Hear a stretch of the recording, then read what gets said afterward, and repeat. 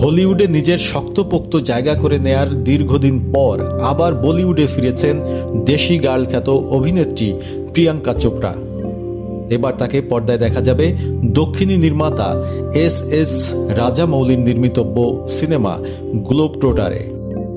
ইতোমধ্যেই প্রকাশ পেয়েছে এই ছবিতে প্রিয়াঙ্কার চরিত্র মন্দাকিনীর প্রথম ঝলক। পোস্টারটি প্রকাশ্যে আসতেই সোশ্যাল মিডিয়ায় যেন প্রশংসার বন্যা বয়ে গেছে।